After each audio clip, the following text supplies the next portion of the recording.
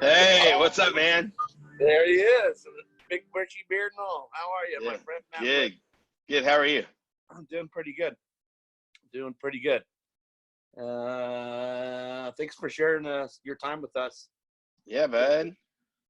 I'm about to launch this. Hopefully tonight I'll launch this website. It's called To Sunday for Hank, and I'm going to expose music here locally and beyond. And obviously you came to mind right away when we started doing this project. So Yeah, bud. It's good to see you, man. Good to see you. How are you guys doing out there? We're all right. We're hanging in there. Yeah. Everybody's there's still quite a few people out and about and doing stuff, which is a little scary around here, but Right. Yeah, there's a little bit of that here. I haven't been out enough to really notice, but there's a bit of like sitting here with the windows open. It's a nice day today, and I can hear, there are people on the roads. I don't know. Yeah. They're out going somewhere. For a Sunday, it's hard to imagine where they might be going, right? Yeah, right. Yeah.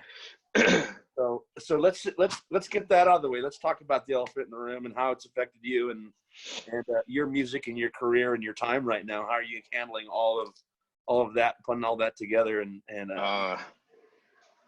I'm all right, man. I was down in Florida when all of this kind of like started to really ramp up. So I lost a bunch of tour dates and just decided to come home. And since then I've been back in Nashville now for a little over a week, just kind of hunkering down and, trying to figure out, what the next move is. In the meantime, I've just been, trying to take the time and do a little writing and I don't know, cooking. I like to cook, so yeah, I'm just trying to make the best of it. There's not much we can do. We're all kind of in the same boat together, like all of us traveling musicians and, bar owners and bartenders and man, just everybody's affected in one way or another by this thing. So I'm just trying to keep my head down and, make the best of it. Yeah. Are you glad you watched Iron Chef a couple of times? my roommate was watching Iron Chef this morning. Yeah. Very cool. Yeah, right. So you opened up. It's maybe been a couple of months now, but you opened up for Sonny Sweeney a while back. Yeah. What was that deal? Where was that at? And tell me a little bit about that. That was at the Southgate House Revival in Newport, Kentucky, which is essentially it's just across the river from Cincinnati in northern Kentucky. It was awesome. That's one of my favorite rooms, in the country. They've always been so good to us. But yeah, that was my first opportunity to share the stage with Sunny. She's fantastic, man, and she's a wonderful human being on top of being an incredibly talented songwriter and performer. How did that come about that you got on that ticket? And did she call you or was the bar? Actually, I reached out to the bar. I was traveling around in the Midwest, traveling around in the Midwest there, and I try to keep an eye on what goes on in that bar if I'm going to be in the area because it's such a cool spot and they've been so good to me. So when I saw Sonny's show on the calendar, I reached out and said, hey, I'm in the area. I'd love to open up if she's interested. And she allowed me to jump on the show, and it was cool, man. It was a lot of fun. Very cool. So yeah, for sure.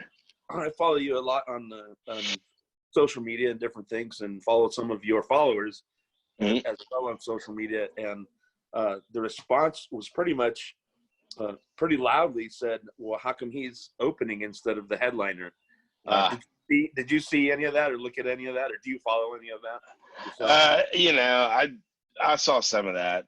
I saw some of that. Sometimes how much I follow it just kind of depends on what I have going on day to day, but yeah, I saw some of that. Like, I think there's, while there are some crossover fans, some folks who are maybe into what I'm doing, who are also familiar with her and vice versa. I think there was a fair amount of separation too. I think some of the folks who maybe follow me weren't as familiar with Sonny as I am, or as you are, like So they're like, wait a second, who's Sunny Sweeney? And I had to tell them, like, she's fucking awesome, man. That's who she is. You gotta get on board. Cool. Yeah. Well, very cool, man. I thought that was really cool that you were able to do that. I wish I could have been there for that. Yeah, man. It was a lot of fun. It really was. I want to ask you a little bit about your band. We have this album here, the Natural Disasters, and I know that some of them do other projects and do different things. Can you talk about your band a little bit and who they are? Yeah. Well, everybody does some other stuff as well. You know what I mean? Like everybody's kind of, it's a real sort of community here, this sort of like Nashville scene where all the players are playing with other buddies and kind of trying to keep busy. On the record, we had PJ Schreiner play drums, and PJ was out on tour with us much of 2018. So we went into the studio at the end of 2018 to make the record, and PJ had been on tour with us, so he went in and did the drums. Jeremy McIntyre had been out on bass and came in and did the bass. I was able to rope in my friend Adam Meisterhans to do the guitar work, and Mike Webb to do the keys. So that's the crew that was in the studio, and then we hit the road supporting it with some of those guys and some different guys too. Jeremy McIntyre was out on the road supporting the record, but our friend John Whitlock, who also tours sometimes with us on drums, was out touring in the touring band supporting the record on drums, and Weston Harris Hill was out on guitar supporting the record. It's a whole hodgepodge of talented players, man. You grab who you can grab based on who's available, and then you hit the road and try to have fun. I've been really fortunate to have some fantastic players both in the studio and on the road. Cool. So how has that album shown you some success? Has it been really good for you? I know but yeah, man, it's been really well received. It's been really well received, and we hit we hit it pretty hard when the record came out. We did about 5 straight months of full band touring, both here and in Europe. So I've been kind of overwhelmed at how much people seem to enjoy it, and have been coming out to support the band and support the shows and sharing the music with their friends too. They just trying to spread the word. That's all we're out here trying to do, spread the word and try to reach more people. Yeah, we've got our favorite stuff. Blue Eyed Wonder is one of my favorites. The Devil Drinks Scotch is another favorite. Album is it's put together so well, man. It's really, really cool to listen to it. But one of the things that I noticed, and one of the things I wanted to ask you about is so I've got to see you live a few times when you're out by yourself. Right.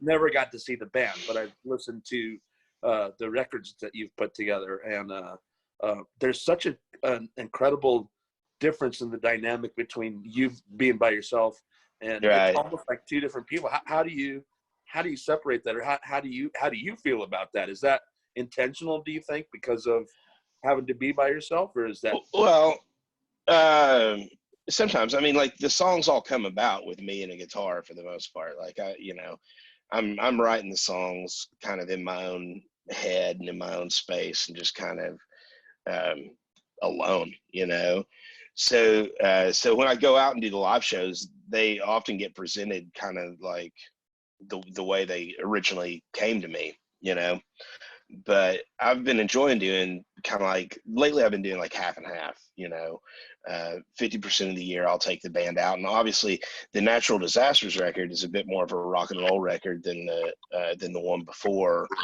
So, I thought it was really important to be sure and get the band on the road and support that record with the full kind of rock and roll show. But I'll always end up doing solo shows, man. I've been doing solo shows for 20 something years. I enjoyed the kind of like the intimacy of just me and a guitar, and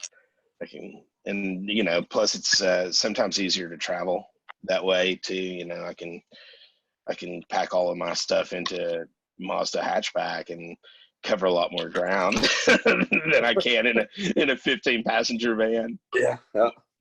So I like being able to do both. It's both sides of the song in a lot of ways. Yeah.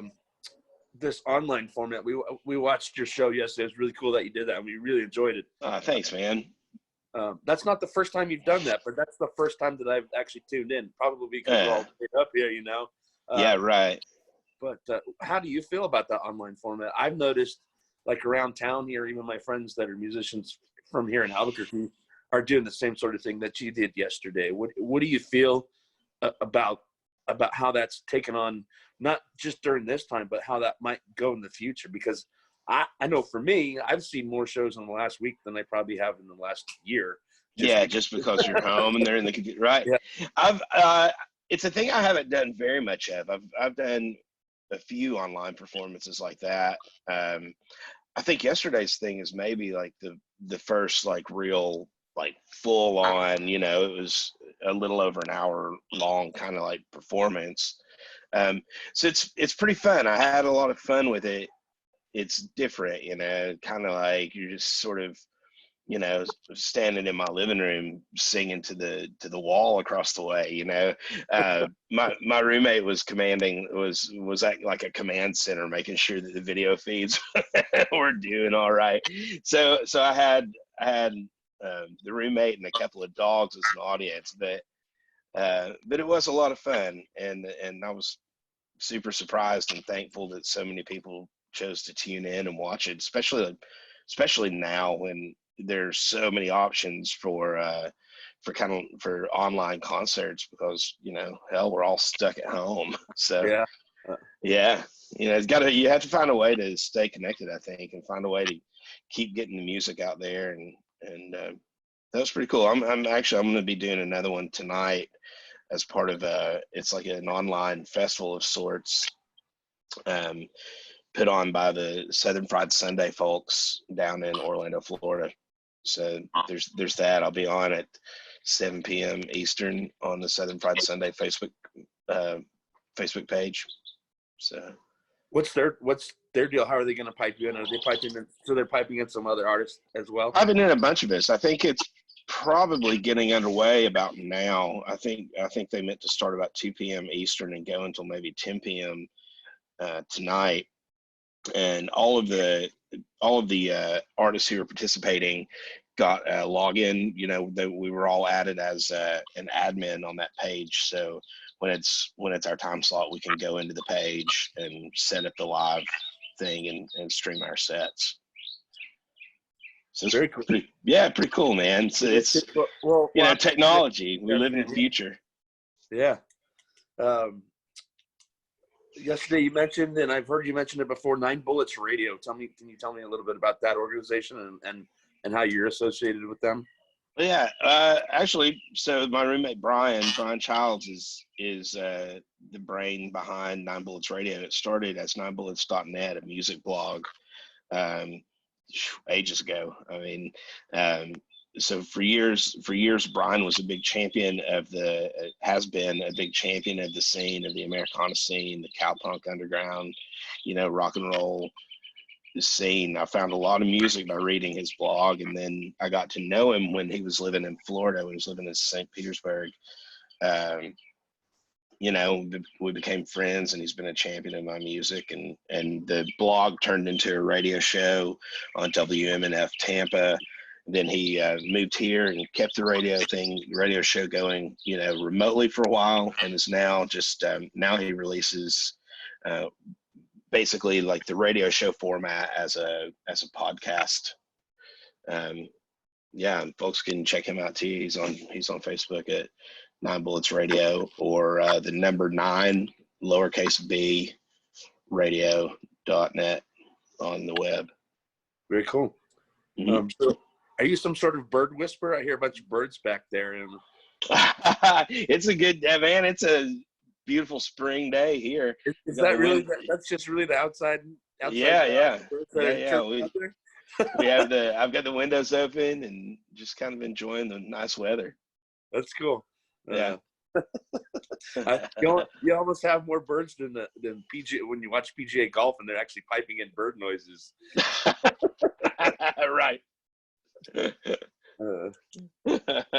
So I always ask you this, and I'm gonna ask you again.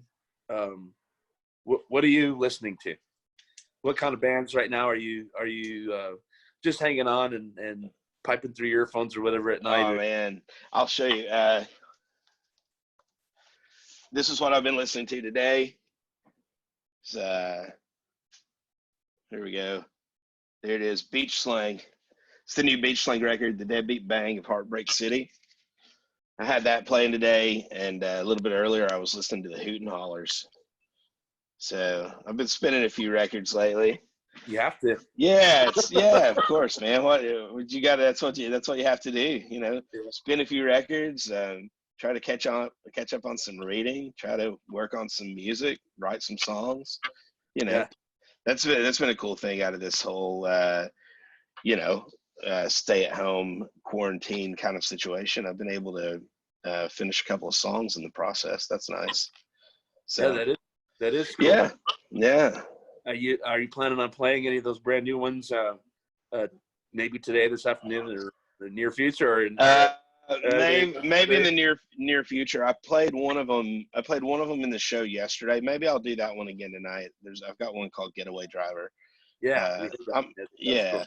I may give that another go tonight. The other ones I've been able to get like a handful of songs over the last few months, and I'm just kind of polishing them up and getting them ready. You know, there's the plan had been, and we'll see how coronavirus has changed it, but the plan was to release an EP. I've got an EP we recorded when we were doing the natural disasters record that I'd hoped to release mid-year this year, maybe sometime in July, but I haven't yet gotten a real answer about how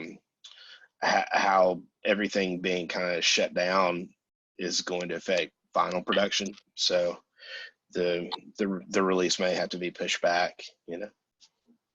So do you have plans right now to record another album? I'd like to, yeah. That's sort of what I'm writing for now. You know, if we can get the EP's already finished, it's just a matter of having the records pressed and released or whatever. So that will come, hopefully, still come this year, even if it isn't July. We can get it a little later in the year. But yeah, what I hope, and it's always kind of like, sometimes you hope and you make plans and it works, and sometimes it doesn't. But I'm hoping to be in the studio over the winter working on another full length record. Cool. Yeah. We are looking forward to it. Man. We missed you in Albuquerque these last. We missed you for 2 summers. Yeah, man. Has it been that long? I knew I didn't. It's been 2 summers now. Yeah. Yeah. I knew I didn't get by. I didn't get out there last year. I took the band to the West Coast, but we didn't really route through the Southwest. We did that Colorado, Utah, you know, into sort of like Central California run. You were. But I got to get back. The closest you were was to us was Colorado Springs, and we efforted, man. We really trying to figure out a way to get there to see you. But it was in the middle of the week, so it was a matter of right. Right. A matter of like taking 2 days off and all that stuff. So, well, I appreciate your time, and really, really thanks again for being brother, and such an incredible songwriter. We look up to you, and man. Just stay safe out there, stay strong, and you do the same, man. You do the same. It's great to see you. Yeah, it's good to see you too. Good to talk to you. Yeah, whenever we get out from under this quarantine, I'll have to start booking some Southwest dates and get out there again. One of these days, my wife and I keep threatening, but one of these days we're going to come out your way to see you. So hey, do it, man. Do it. Yeah, do it for sure. There's probably a lot of great music out there that we can catch so much. So. Man, there's so much going on. There's so much going on in Nashville. It isn't a question of is there something going on tonight. It's a question of which thing are we gonna narrow it down to? You know, it seems like every day you have several options for catching something really good in town. So yeah, does that get you in trouble sometimes? can do. Is there Yeah. is there a local hunt there in Nashville that you really like to go to, that you frequent? Yeah, I love the 5 Spot, which is where we play often if we do shows here. But I love the 5 Spot, and then there's another bar right down the street opened up maybe a little over a year ago, called No Quarter. It's an all pinball bar. They got like 16, 17 pinball machines. So if I'm in town and just kind of kicking around, you're gonna find me at one of those for sure. All right. Well, I'll let you get back to your afternoon. I appreciate your time today, and we'll look forward to chatting with you again. And good luck to you. Stay safe out there. Yeah, brother. And keep throwing out the music to us, man. We love it. We love you. Will do. Love you too, brother. All See you right, soon. take care, man. Cheers.